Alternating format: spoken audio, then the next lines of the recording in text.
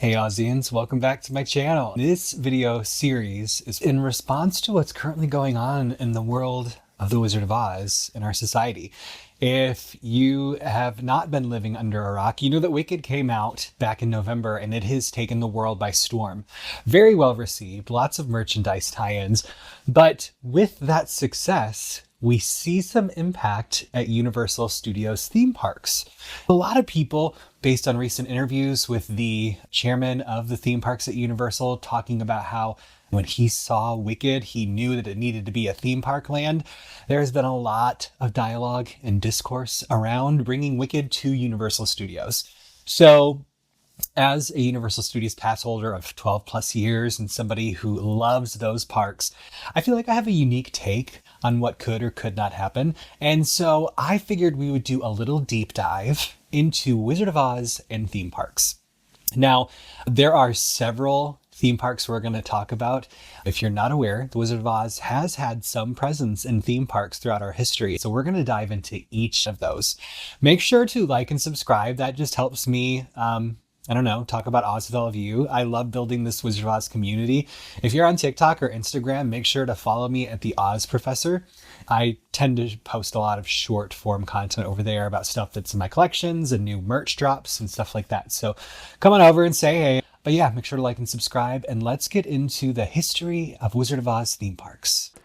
In July of 2022, Warner Brothers Movie World, a theme park located in Australia, announced a multi-million-dollar upgrade to their park, which included the creation of the Wizard of Oz Precinct. This new land was developed in collaboration with Warner Brothers Discovery Global Experiences to ensure an authentic and immersive Wizard of Oz land. The Wizard of Oz Precinct officially opened in early 2024 and is located in the area previously occupied by the Batman Arkham Asylum site. The precinct features two new family-friendly rides, Flight of the Wicked Witch, which is a suspended family coaster with a 454-meter-long track which reaches a height of 19 meters and a maximum speed of 67 kilometers per hour, and Kansas Twister, which is a family boomerang racer with two racing tracks of 225 and 220 meters long, reaching a height of 22 meters and a maximum speed of 58 kilometers per hour. The precinct also includes thematic elements such as projection mapping of the wizard and other character sculptures, and facades that bring the world to life in a new way. Guests can follow the iconic yellow brick road from Dorothy's farm in Kansas to the Emerald City and beyond. The Wizard of Oz Precinct offers a highly immersive experience with low height and age restrictions, making it accessible to families with young children, and visitors to this precinct can encounter beloved characters like Dorothy, the Tin Man, and the Scarecrow and Cowardly Lion throughout. Occasionally, they even come out and do little songs and dance together, so it really is a nice little ambiance to the land. Along with this new precinct, we obviously have a brand new shopping experience where you can buy exclusive Warner Brothers merchandise of The Wizard of Oz, including bags, cups, hats, and clothes. In fact, I am currently waiting on a delivery from Australia because I did purchase some of their items. While I may not be able to visit the park myself, since I am in the United States, I can at least get some of their merch, and I did. I'm waiting for it to come. Hurry up, postman.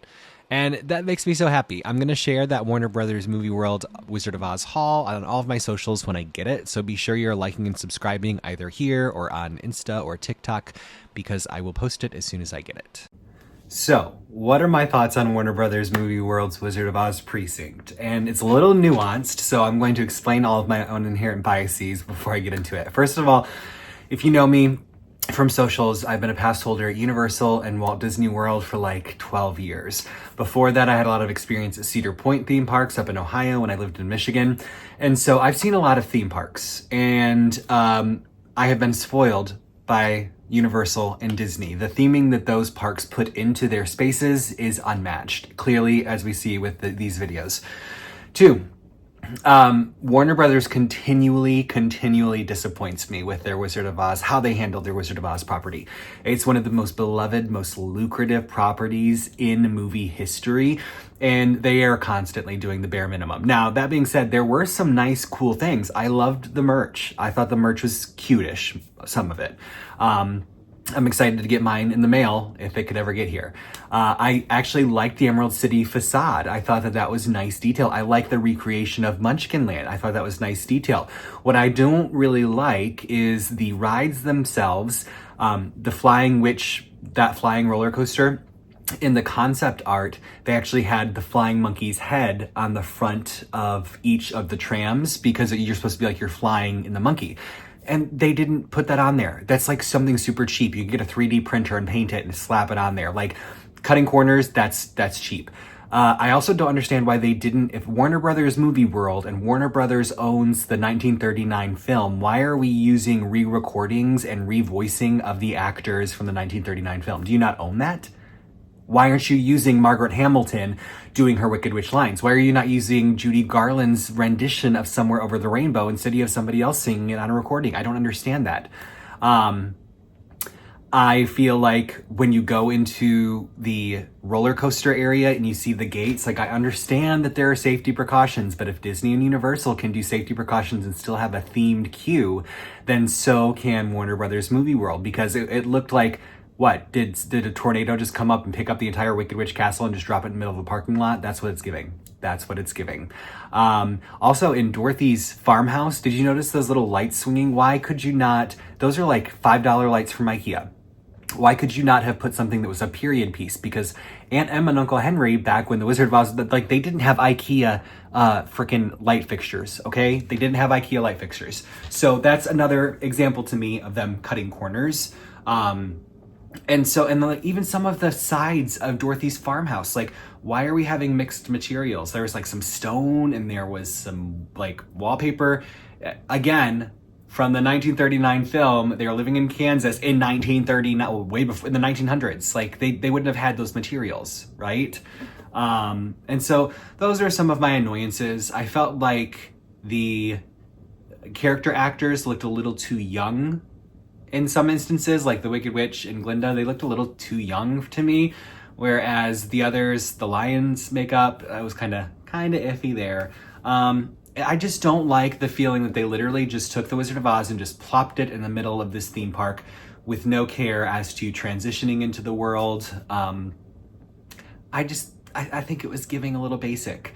And as special thanks to Theme Park Ogre, he is a creator here on YouTube. Go follow his account because he has done all of those tours with the Wizard of Oz precinct. And even he was saying in some of his videos, he's like, even diehard Wizard of Oz fans wouldn't spend the money to come here, right? And that's true. I would have to get a passport. I would have to fly over. I've already checked the prices and it'd be like $6,000, $7,000, $8,000 for me to go and experience the Wizard of Oz precinct. And I would totally do that if I felt like it was worth $6,000, $7,000. And thanks to Theme Park Ogre and thanks to some of the creators that I've been watching who have put videos on there, it doesn't look like it's worth that to me. To me. If you are in Australia and you love it, I think it'd be fantastic. I would go here if it was in Florida, but I just don't think it was giving enough to warrant my investment. And I do hope that Universal, when they do Wicked and they bring Wicked to their park, they'll do an Emerald City that actually feels like you're walking to the Emerald City. They're gonna do it right. Sorry, Movie World Australia, but it was just kind of giving like 85% there. It was like so many good things that I saw from these videos, so many good things, but then there was others like that is the cheapest low budget mistake. Like what was the decision behind that? You know what I mean? So message to Warner Brothers, you have an incredibly valuable property, stop wasting it. And if you need help figuring out how to invest Wizard of Oz and make it lucrative again, just let me know. I would be happy to help. I've got ideas, okay? But you're the one that owns the Wizard of Oz 1939 film and all those rights. So it's up to you. We see what Universal is doing with Wicked. They're doing what they're supposed to be doing. You need to match the energy, okay? Okay? Let me know. Oz Professor, call me. ozprofessor@gmail.com and I'll let you know. That's my thoughts. That's my thoughts on the Wizard of Oz precinct. I had high hopes until I saw the videos to see just kind of what it was, and I kind of lost my excitement for it. But I will definitely do a haul video as soon as I get my goodies in from Australia, whenever they get here. I ordered on February 14th. It arrived in California almost 2 weeks ago, and I still don't have it. So where's it at? But I'll let you know. Make sure to follow the Oz Professors on TikTok and Instagram and here on YouTube, and you'll be able to see all the goodies that I got. Until next time, this is the Oz Professor. To Oz. Yellow bricks beneath his feet. Every post is something sweet. From Glinda's grace to witch's charm, he's got the world right in his palm. The Oz Professor's here to share stories flying through the air. TikTok magic, Instagram glow.